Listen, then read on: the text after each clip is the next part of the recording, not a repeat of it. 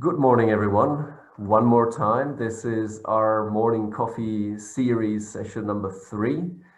Today, this topic is clearly an important one, sleep, because we spend 1/3 of our lifetime sleeping. We just thought it would be good to dedicate some time discussing how to sleep well and what can we do to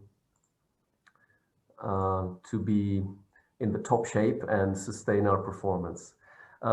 As announced, we are recording the session, so please keep your cameras off and the microphone off as well. And still, that doesn't mean we don't want you to interact. We're just using chat as the platform for asking questions. So we'll start with a little bit of useful theory. We went through all your questions that you sent and we adapted the theoretic part to this. And then, of course, we halfway in, we want to hand it over to you and your questions. So whatever question you have, feel free to send it over the chat and we'll be happy to answer it. That being said, let me introduce Satu Ahlman, the CEO of Saga Performance, and today's main speaker. I'm Pavel Novak, acting as a host today. And one question that came repeatedly was quantity or quality of a sleep? How does that really work? And maybe, Satu, we could start with defining quality in sleep. How can one tell? Great. Thank you, Pavel, for the introduction. And really good morning to everyone and a warm welcome to this session also on my behalf. Very interesting question. So how do you determine quality, and is it about quality or quantity? Straight answer is it's about both. And what is quality? I would say sleep affects everything. Quality of sleep is really crucial. The quality is all about how long time are you sleeping, how much of that time is light sleep or REM sleep or deep sleep and so on, and how refreshed do you feel the day after. But if you look into the approach that we have at Saga Performance, really the systems approach of performance, you can see on this circle here that really all these things are interconnected one way or the other. So one impacts one another, and sleep has a very crucial role if you want to keep your level at the top or aim to a top level performance. It affects your way of physical movement. It affects the quality of your cognitive capacity. It affects your mood, your attitude, your behavior. And also, if you think about the other way around, the way you eat, the way you behave, they all have an impact on sleep. Also, your genetics and your environment have an effect on your sleep. So it is a very complex thing, and we're not going to go through all of it in this 30 minutes, but we'll scratch the surface and hopefully give you some actionable items to take with you. Okay. Okay, so it's a bit more, all these little pictures that you have would affect the quality of sleep, and sleep would affect them, reciprocally. This is a question that this picture is related to a question that we got actually. What should be the last time where you check your email or your smartphone before bed to still have a good quality sleep? And I guess this picture speaks volumes about what quality is, or actually what quality isn't. So can you comment on that one? Yes, absolutely. So this is a screenshot of an assessment that we do with our clients, also in the master coaching program, where we want to analyze the person's capability of recovering from a day. And now this is a snapshot of the night time. We analyze the full day, but I wanted to give you an overview of the night. And this person has clearly been under stress, both during the day, but also you can see all the red being a stress, you being in the sympathetic nervous system state, the fight-flight mode, and you should not be there when you are recovering during the night. We should be seeing so much more green. The majority of your sleep time should obviously be on recovery in the parasympathetic nervous system. And you can see the black graph there being the heart rate. I know this person, and this person's heart rate during the real recovery phase is actually lower. And you can see that it is quite high all the way throughout 2 o'clock in the middle of the night, when it then slowly starts going down and actually the recovery starts happening. So to answer your questions, what can you do, or what happens before you go to sleep? Those hours or 1 hour is really crucial, because that's what determines the quality of recovery that starts. So you need to calm yourself down early on to kick off a good night's sleep. Okay, looking at the picture, Satu, I see the person went to bed at 10 o'clock. And there is a little bit of blue before for 30 minutes. So there was some preparation probably for a good night's sleep. But what could be the tips, like usable insights that we could give to people to kind of really create a routine that enables them to have the green session much earlier on than 2:30 to 15? Yeah. Yeah, actually the blue color is about activity. So I would not really like to see blue as physical activity just before you go to sleep. So what we would like to see is already the green starting a couple of hours before. And how can we impact that? Well, at least work needs to be done and closed, and your laptop needs to be shut down, your mobile phone needs to be somewhere else the last hour or hours before you go to sleep.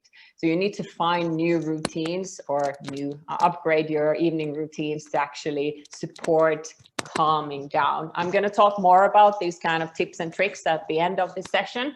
I think what is also important to understand what sleep is all about. I mentioned a little bit about the REM and deep sleep. This is just another way of measuring with an Oura ring. I'm not saying that I promote either or, but these are tools that we use in our programs. So looking at a graph can really help you to get an objective view on your own recovery and sleep. And these are just some samples. So on the left-hand side, you can actually see one full night. And you can see that the person has been having a deep sleep in the beginning or in the first half of the sleep, which is great. That's where it typically happens. Deep sleep is where your muscles and your physical relaxation happens, and where you regain your muscle, let's say the energy to your muscles. If you've been doing a lot of physical activity, even if you haven't, deep sleep is required. And then you also have the REM. Yeah. Sorry to interrupt, Satu. Yeah. We have a message that there is some weird noise. It could be your microphone as you're speaking. It's probably touching something. So just to make the quality of the sound better for people to be able to focus. But go on, please. Great. All right. Thank you for noticing that. So yes, so deep sleep and REM are both needed.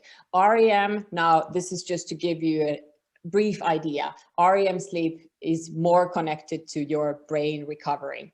And that typically happens on the second half of the majority of REM happens in the second half of your sleep.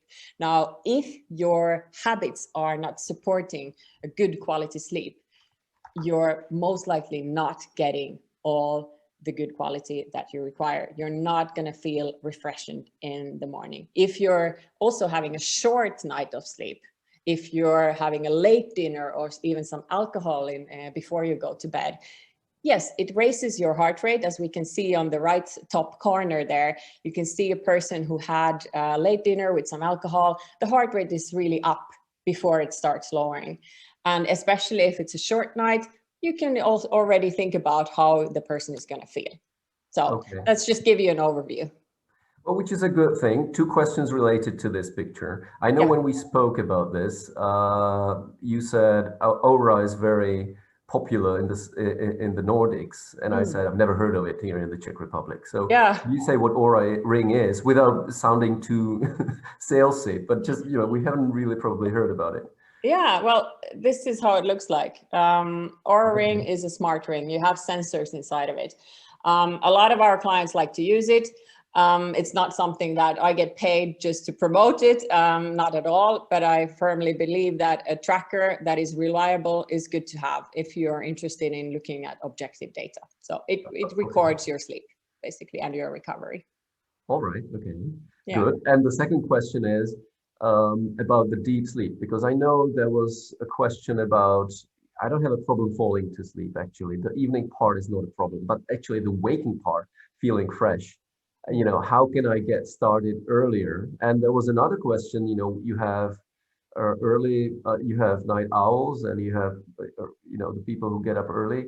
What should be kind of the strategy to have a good waking up and a quick start in the morning? So I guess this could be linked to the deep sleep. If you could say a few things about that. Well, it's linked to everything in the sense that you, first of all, you need to understand what is your natural circadian rhythm. What is the rhythm that your body wants to follow? Part of it is, of course, genetics. If you are a extreme morning person based on your genetics, then yes, you would aim to wake up really early, like 5 a.m. and really go to bed quite early in the evening. Majority of the people actually are more towards morning, but the society has built it towards an evening preference that a lot of people also suffer from, that we go to bed very late and we're actually going against our natural rhythm. So revealing that natural circadian rhythm and trying to follow it, so you wouldn't even need a alarm clock in the best case scenario, that you would naturally wake up. But then again, there's also the environmental aspect to that, especially here in the Nordics. You don't really get the sunlight to wake you up, because that would be the best thing to have in the morning. You would have the sunlight in your face and your body would signal to you, okay, it's time to wake up. I'm going to start producing cortisol instead of producing melatonin, that is more of the sleep hormone, and so on. So there are multiple things that affect it, but you do need to find your routines and your rhythm. Lovely. And then there is a question, how do you know if you are genetically a morning or evening person? The simplest way is to actually look into your genetic blueprint by doing a DNA test and an analysis on that. So you can do sleep analysis based on your genetics. And you can find out from there without any, okay, without Yes. doubt. How does age, hormones, and medication affect your sleep and brain? I guess that's a bit complex, but I guess the age changes our patterns a bit. Yes, before I go to this slide, let me answer that. Yes, age affects it because our hormonal production, whether you're a male or female, is getting slower when we age. So even the melatonin production is, the amount of melatonin that your body is able to produce is slower and smaller. So that will make you suffer in that sense, but you can do a lot of things to boost your hormone production and to secure good quality sleep, even if you get older or when we get older. Okay, so it's not if, it's when.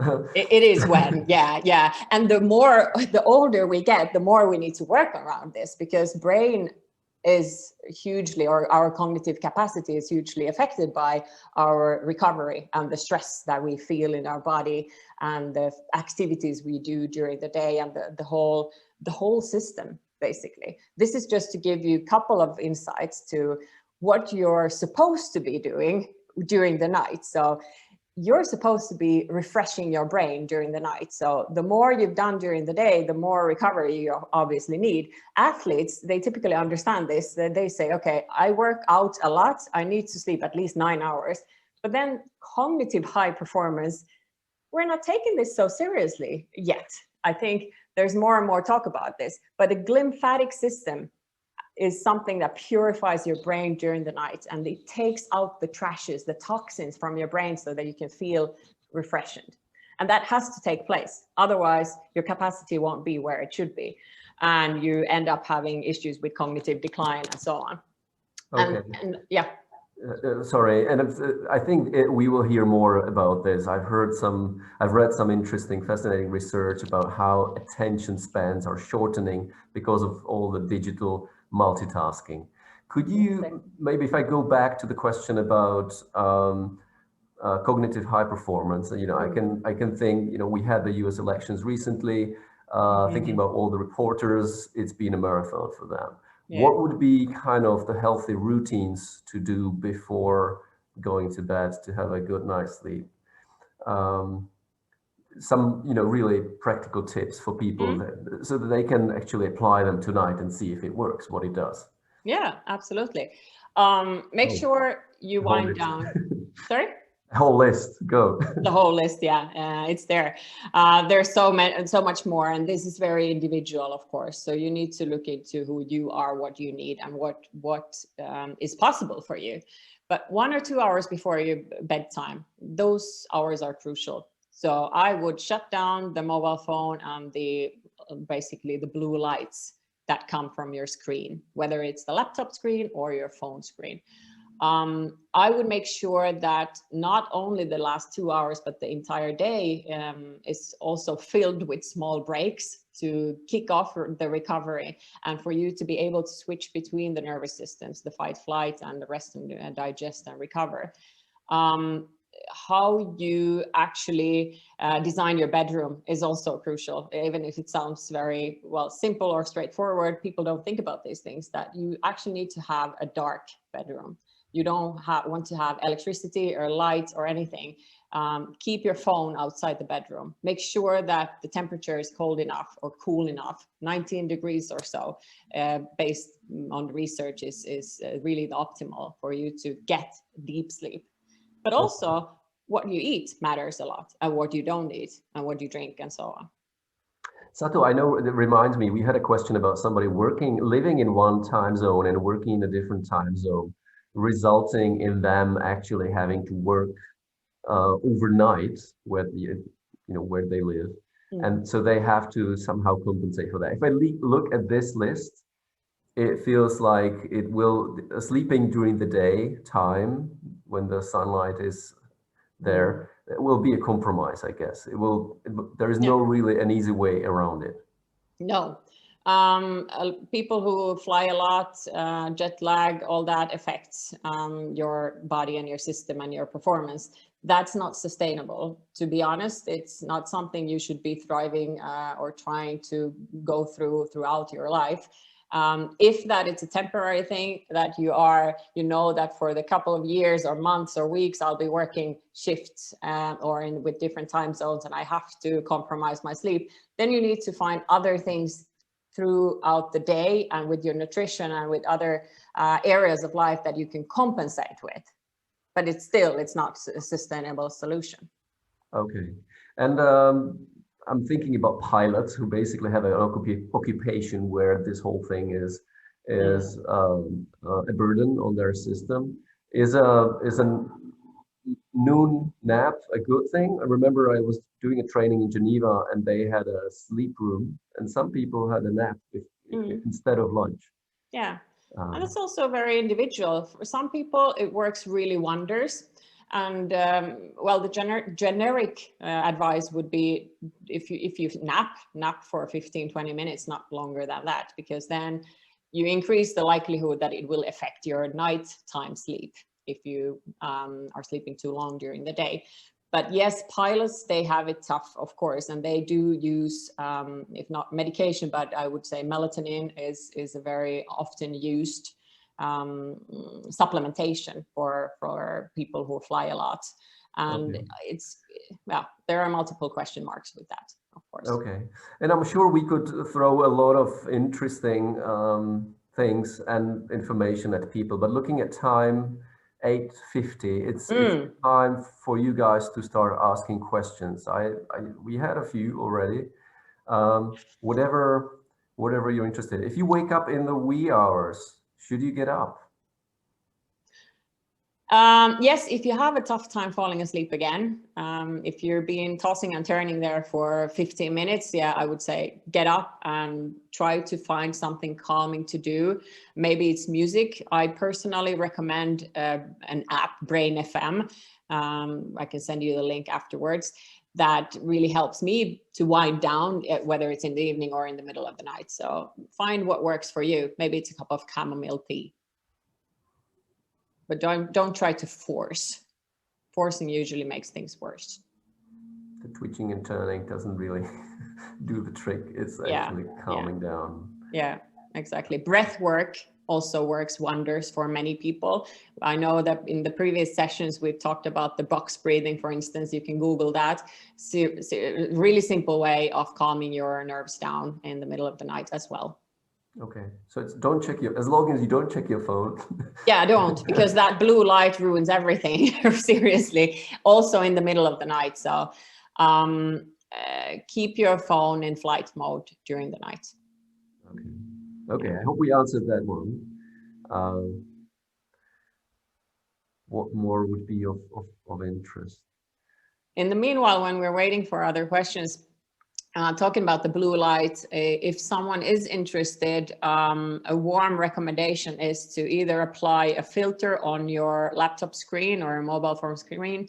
You can actually buy filters or download applications that become a filter on your screen, and you could also have blue light blocking eyeglasses to actually then, if you need to do evening work, to wear those.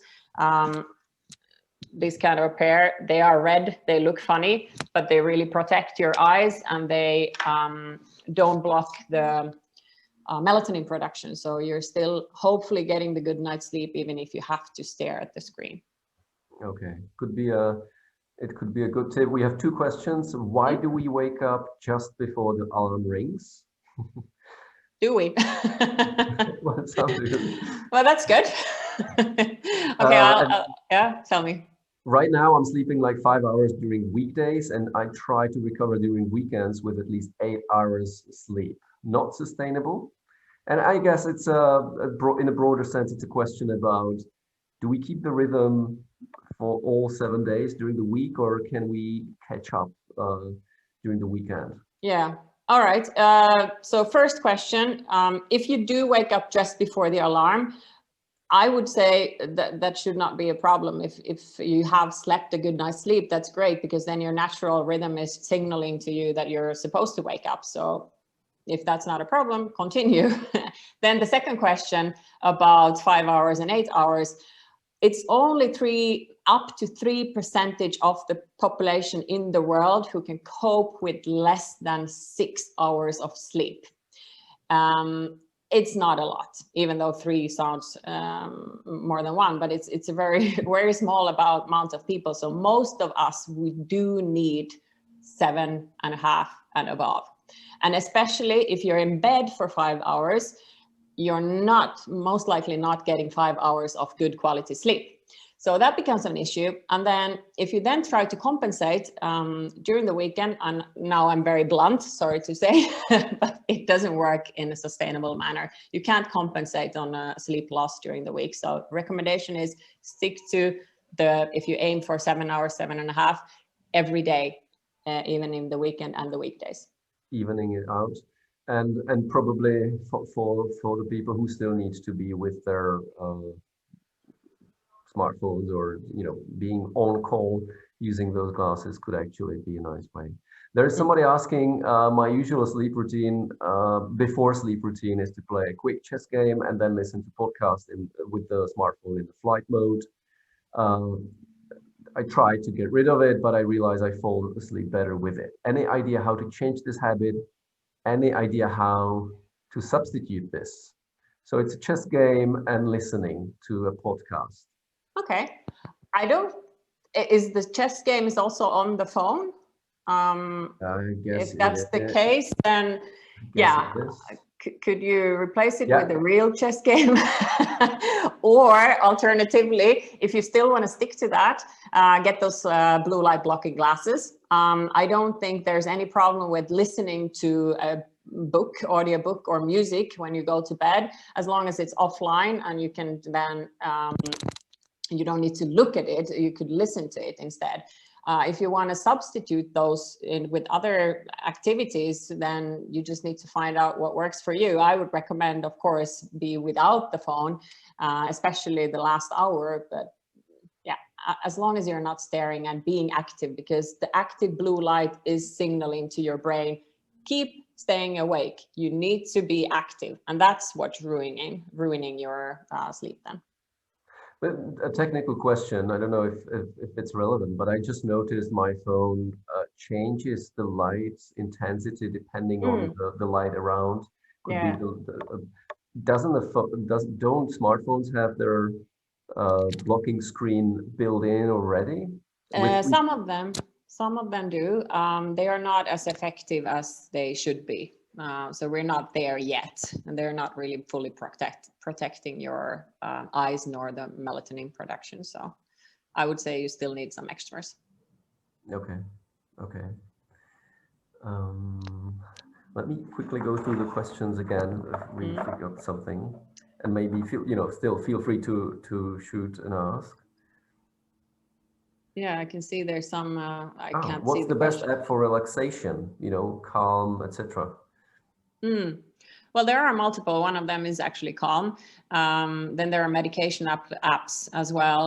If you have an Aura Ring, it also comes with an app that has these kind of breath works and all that. So I don't have one favorite, but if you just Google relaxation apps, you find a lot. So you just need to try them out. Usually you can try them out for free for a week or so. Okay. Um, all right. So just doing a little bit of research. Um, Somebody is thanking us for this interesting session. uh, I guess, looking at the time, it's actually time to say what's next.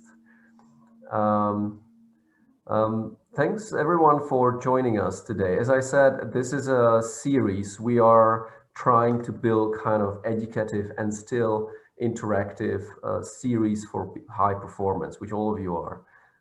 Next time, one of the questions we had on the earlier session, somebody asked about whether we're ready for the virtual negotiating and working from home, home offices and long distance. So we're going to be tackling the topic by virtual negotiations. I've done some research about what is happening, and I got really excited about how much the technology influences not only us as negotiators, but also the negotiating process.